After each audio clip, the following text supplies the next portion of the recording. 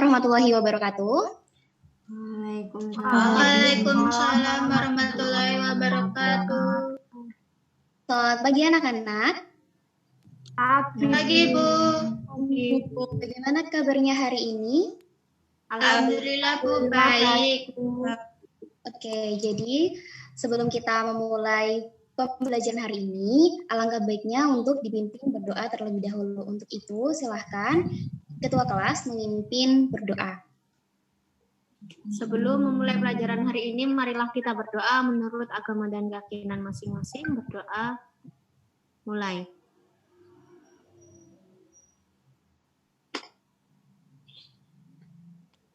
Berdoa selesai. Oke, terima kasih Ketua kelas. Sebelumnya Ibu mau tanya nih, hari ini apa ada yang tidak masuk? Ada, Bu. Siapa? Vivi, Bu. Kenapa? Sakit, Bu. Di rumah sakit. Oke, ya sudah, kita doakan semoga Vivi bisa sembuh kembali agar bisa belajar lagi bareng kita. Oke. Nah, kalian hari ini sudah sarapan semua? Belum, Bu. Saya sudah, Bu. Oke, kalau yang belum diharapkan sarapan ya, karena kalau yang sudah sarapan berarti kalian sudah bagus, karena sudah memperhatikan apa yang sudah Ibu katakan minggu kemarin. Oke, nah sebelum Ibu masuk ke materi, Ibu mau tanya dulu nih, minggu kemarin kalian sudah mempelajari tentang apa? Sistem pernafasan, Bu. Iya, baik sekali Mbak Rizky. Ada yang bisa menyebutkan ada berapa macam sih sistem pernafasan pada manusia? 2, Bu. Sistem pernafasan dada dan perut. Oke, pintar sekali. Jadi, nah karena kemarin kalian sudah mempelajari tentang sistem pernafasan, nah hari ini kita akan belajar tentang sistem ekskresi pada manusia. Nah, next.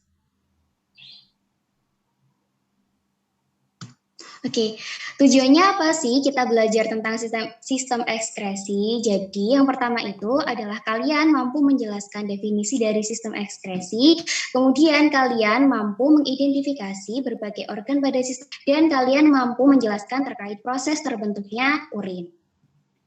Nah, ngomong-ngomong nih, ketika berbicara tentang sistem ekskresi, Ibu mau tanya nih, pada saat ketika kalian melaksanakan aktivitas yang berat seperti olahraga atau mengangkat benda yang berat-berat, nah itu pasti selesai setelah mengangkat, pasti akan keluar keringat. Nah kira-kira proses apa sih yang terjadi pada tubuh kita? Ada yang bisa menjawab? Terjadi proses metabolisme di dalam tubuh. Iya, benar sekali Mbak Homsa. Jadi, ketika kita melaksanakan olahraga, itu kan pasti akan menghasilkan keringat. Nah, keringat itu adalah contoh dari proses ekskresi.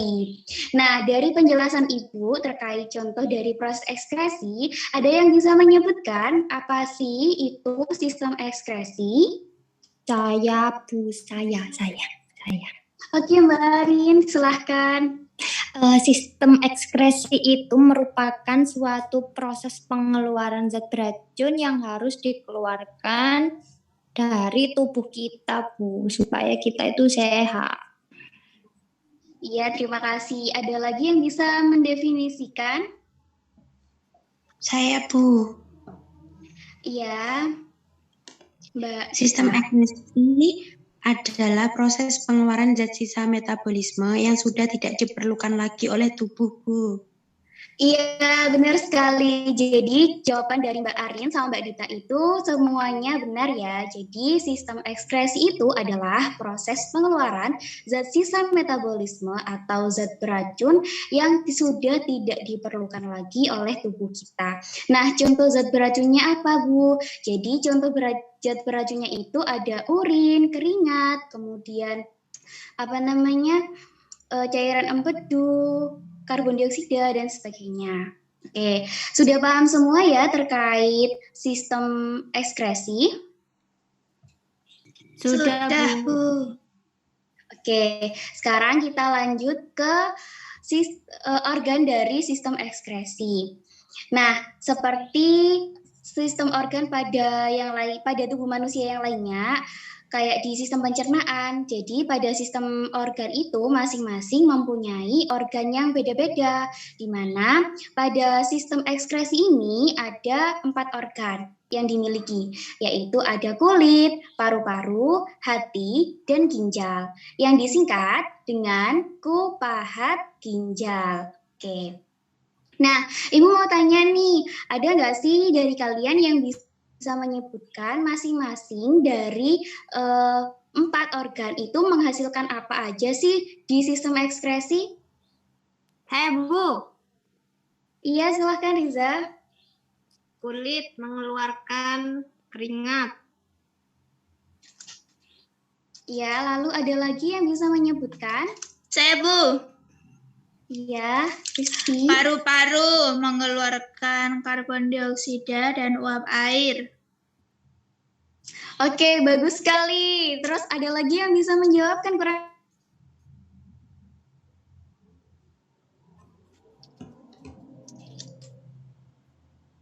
Saya, Bu, boleh lagi. Iya, silahkan Rizky. Hati untuk mengeluarkan cairan empedu. Iya, benar sekali. Kurang satu lagi, ayo. Saya boleh, Bu. Saya, Bu. Oh iya, Mbak Atur. Ya, atur aja ya. Ya, saya, Bu. Ginjal itu untuk mengeluarkan urin. Iya, benar sekali. Terima kasih. Anak-anak, kalian sudah menjawab dengan benar pertanyaan dari Ibu. Jadi kalian masing-masing dapat permen. Yeay. Oke, jadi karena sudah paham semua ya terkait dengan organ-organ pada sistem ekskresi. Nah, untuk selanjutnya kita akan mempelajari terkait ginjal. Nah, pada ginjal tadi kan sudah dijelaskan bahwasanya di ginjal itu menghasilkan urin. Nah, ada yang tahu nggak sih apa saja sih, bagaimana sih proses terbentuknya urin di ginjal itu? Terbentuk dari ginjal, Bu. Di ginjal maksudnya. Iya, jadi jadi ginjal itu fungsinya adalah untuk menyaring darah, dan darah itu nanti akan berubah menjadi urin. Nah, urin nanti akan dikeluarkan dari tubuh. Kenapa dikeluarkan? Karena dia itu mengandung racun. Nah, apa saja sih zat racun yang ada di dalam urin? Ada yang tahu? Saya, Bu. Iya. Jadi di urin itu terkandung zat-zat seperti urea, kemudian ada air, kemudian ada amonia, dan juga ada kreatinin, dan juga lain sebagainya. Terima kasih. Kasih plus dong buat temennya, Mbak Syatur. Oke, bagus sekali jawabannya. Terima kasih ya. Ya, jadi urin itu mengandung urea, air, dan kreatinin dan juga amoniak. Nah, amoniak ini yang memberikan bau pesing pada urin kita, gitu ya. Nah, untuk proses pembentukannya nih, ada yang bisa menyebutkan nggak? Saya. Iya, silakan. Ya, jadi tahapan pembentukan urin itu ada 3. Nah, itu ada filtrasi, itu menghasilkan urin primer. Kemudian yang kedua itu reabsorpsi, nah itu menghasilkan urin sekunder. Dan yang ketiga, saya lupa, Bu. Oke, nggak apa-apa. Jadi nanti dipelajari lagi ya, karena harus ingat, karena nanti akan keluar di ujian. Nah, untuk bisa melihat bagaimana kemampuan kalian dalam memahami proses terbentuknya urin, Ibu akan mengajak kalian untuk melaksanakan kegiatan demonstrasi pembentukan urin. Nah, silahkan kalian membentuk kelompok, di mana satu kelompok itu terdiri dari 3 orang. Jadi di sini siswanya ada berapa? 10, Bu. Oke, jadi satu kelompok ada 4 orang ya. Oke, berarti 2 kelompok ya, Bu. Oke, silahkan dikerjakan.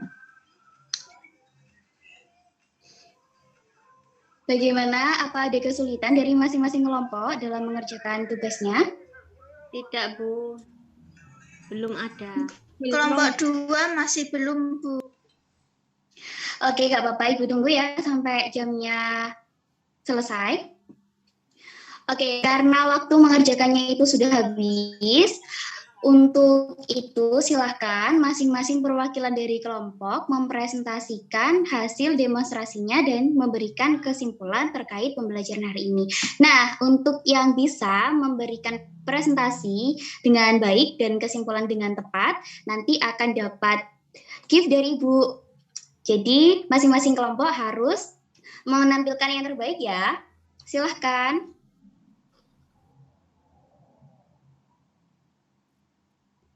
Saya, Bu.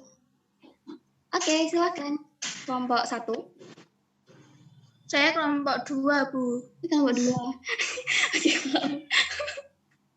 Ya. Proses terbentuknya urin itu terjadi dalam 3 tahap, yang diawali dari tahap filtrasi terjadi di glomerulus yang menghasilkan urin primer. Yang kedua ada tahap reabsorpsi yang terjadi di tubulus proksimal dan lengkung Henle yang menghasilkan urin sekunder, serta tahap yang ketiga adalah augmentasi yang terjadi di tubulus distal dan menghasilkan urin sesungguhnya. Nah, kesimpulan dari kegiatan belajar itu bahwa sistem ekskresi merupakan proses pengeluaran zat sisa metabolit yang sudah tidak diperlukan oleh tubuh.